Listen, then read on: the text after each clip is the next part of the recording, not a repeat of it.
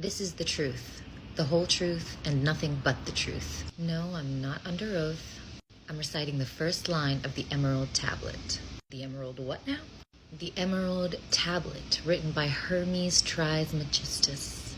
14 lines on the sum total of the work of the sun, and essentially the key to tapping into the mysteries of the universe. Newton was obsessed with it. I got my master's in occult symbolism, which means I know my alchemy. Alchemy, the ancient OG guidelines to manifesting your highest self. And if that's something you want to know more about, hit the follow button and let me know in the comments. As above, so below, and as below, so above. With this knowledge alone, you may work miracles. Sound familiar? And no, it's not the Compilation.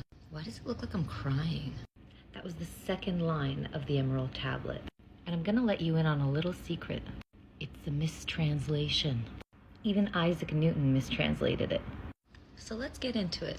But first, hi, my name is Ilian. I have a master's in Jungian dream analysis and occult symbolism.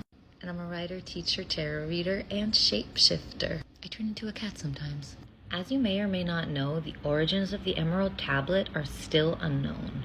The earliest surviving version is from the 7th century, supposedly, and is written in Arabic by a man named Balinas. And in his book, Sirr al-Khali'a wa Sana' al-Tabi'a, or The Secret of Creation and the Art of Nature, Balinas says he enters a hidden chamber where he finds the statue of an old man sitting on a golden throne, and in his hands was the Emerald Tablet. Balinas says that the tablet was written in Syriac, and historians today have pretty much agreed that it probably was based on a much older Syriac document. But let's go back to our second line. The English translation of as above, so below gives the sense of correspondence and reflection, as if the above and the below were two distinct entities that reflected one another. But the Arabic line is in al-a'la min al-asfal wal-asfal min al-a'la, which means the above is from the below, and the below is from that which is above. It's not a theory of correspondence and reflection. More importantly, it is not a binary. The above and below don't reflect one another, they are one another. So let's do a little reprogramming. You aren't like the stars. You are the stars. Dreams do not reflect your life. Your life is the stuff of dreams. And you aren't masculine or feminine. Your masculinity informs your femininity, and vice versa. There isn't an east and a west. There's a place the sun rises and a place the sun sets. Life is not a binary, and neither are you. It's a spectrum. And despite what William Atkinson and his white friends would have you believe in the Compilation, this line is not trying to emphasize the duality between you and the divine. It is closing it. All is one, be it above or below. Want to know more? Hit the follow button and check out my reading list. Knowledge is power. The sun is its father, the moon its mother. The wind carried it in its belly, and the earth nursed it. What in the Hermes? Those were lines 4, 5, and 6 of the Emerald Tablet. But what do they mean? Disclaimer, you guys, no one really knows what they mean. And different people have been coming up with different theories since they've been found. So given our resources and the theories we've read and reflected on, we being me, here is what I come to see in it. The line before this is as above, so below. And remember how I said that that was a mistranslation and I retranslated it? And I know that that might look like a very minor, pedantic, semantic difference, whatever. It's important because without it, the lines we just recited wouldn't make sense.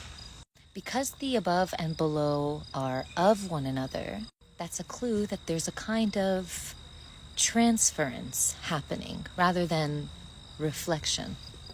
And what these next lines are doing are essentially breaking down the transference. So the above is of below and the below is of above, and they're both of one. And that gives rise to two essential movements: a descent from above to below and a rise from below to above. And what we're seeing in these three lines is essentially the descent. The sun is its father. Think fire, energy, source. The moon, its mother. The moon being the reflector of the sun, or the reflector of source, allowing it to travel even closer to us. And the mother being a preparation for the next two to come. Because while the father is the source of creation, the mother is the act of creation. And the act of creation has three parts.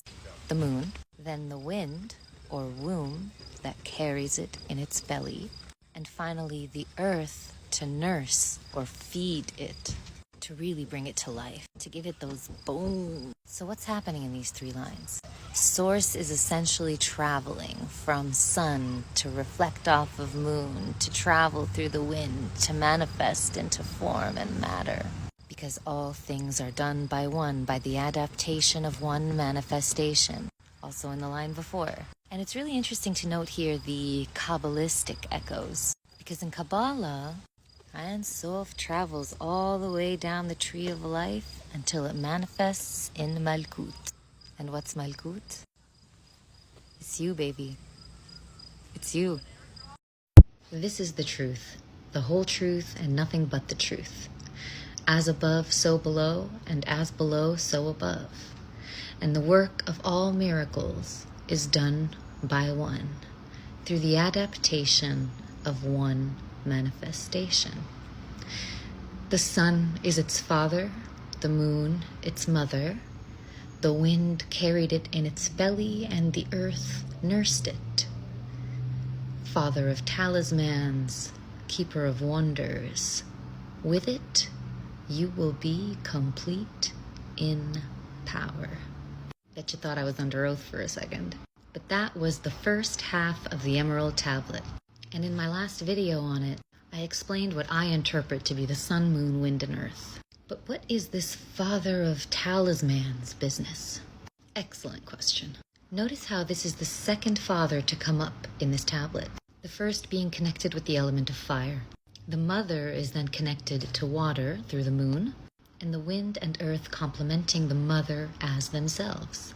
Now this second father isn't referring to the sun father, it's referring to it.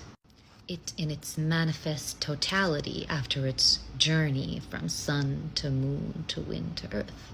So this father acts as the fifth element, or keeper of the first four. Think magician Taro, the quintessence. Or in other words, awareness. Specifically the alchemist's awareness, the magician's awareness, the ever-expanding consciousness of the one. They who emulate the one are the true masters of their reality. Want to know more? Hit the follow button and let me know in the comments. I just realized something about the Emerald Tablet while I was making this blanket. We left off at the end of the first half with the lines, Father of Talismans, Keeper of Wonders, with it you will be complete in power. I'll link that video in the caption if you want to watch it. But once again, this is another mistranslation.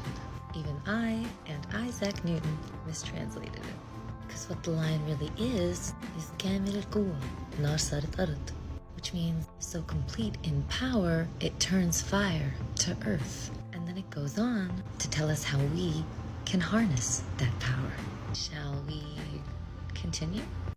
Separate the earth from the fire, the subtle from the gross, gently and with unremitting care. Okay, now we're getting into the good stuff. Also, look at my little breed. Hi, my name is Ilyan. I have a master's in occultism and Jungian dream analysis, which means I studied alchemy. Yes, I know these skills are unemployable, but that's why I'm here, breaking down the Emerald Tablet with you. Now, if you've been following this series, you might be getting fed up by now, because we've been going through this line by line. But here is the thing. This is a super complex text, and thinkers have been speculating and theorizing about it for hundreds and thousands of years. I personally have only been reading through these theories for the last 12 or so years. So I don't have the answers. No one does. And I'm legit thinking through this with you. Like, my understanding of the tablet has changed since we started this. And it changes with every video that I make because I reread it and reread it and then reread other theories about it. It's a whole thing. But now we've started with the second half. This is after the power of the sun, or the power of the one, has been transformed into earth and become manifest on the material plane. And what we've deduced is that this power of the sun manifest into earth is us. But in this line, we've moved from descriptive to directive. The voice isn't telling us how things work anymore. It's now telling us what to do. And what we need to do is separate. Separatio. So the fire of the sun manifest is the active force that has now descended and been closed in denser or grosser layers of vibration, that being the earth. We can consider the fire your conscious awareness and earth your avatar, your material body. And the tablet basically suggests that conscious awareness is whole when it is turned into earth, or turned towards earth.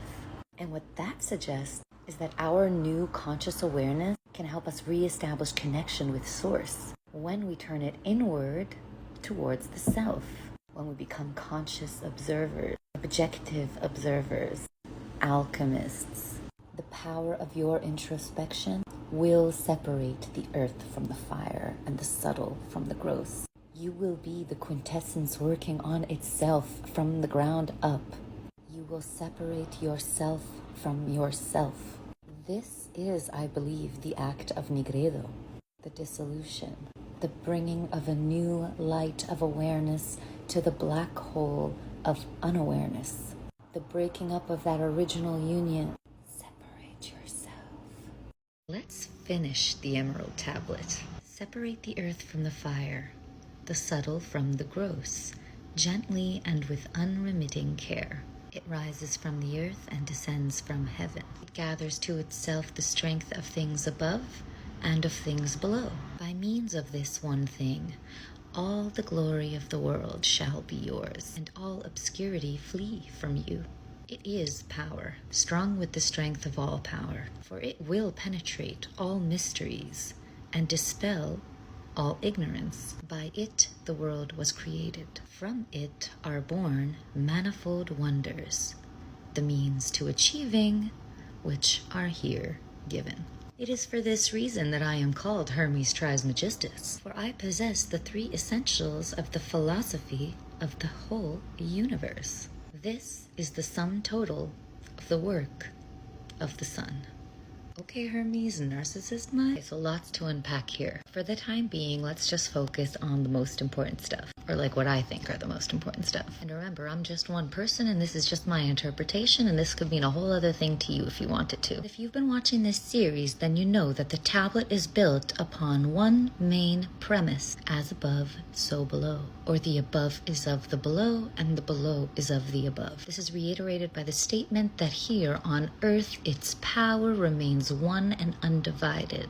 And this is important. The power is one. It isn't evil and it isn't good, but it can be used for malice, the same way it can be used for the betterment of humanity. So please leave your virtue signals and your judgment at the door, because I'm really getting over you guys taking my stuff out of context and using it for clout. Just because men in history used these powers for evil, that doesn't mean we should throw them out the window. It means we should study them, understand them, and use them to dismantle the world they impose and build the world we desire. It gathers to itself the strength of things above and of things below, meaning it incorporates both light and shadow. It allows us to be discerning, to take what resonates, to read the signs that are in front of us, not to acquire knowledge, but to dispel ignorance. In one sense, what that means is that we don't read to believe what we read. We read to expand our mind, to cast new lights into darkened places of ourselves, to release ourselves from making judgments out of ignorance. Separate the earth from the fire. Free yourself of judgment, and all obscurity will flee from you.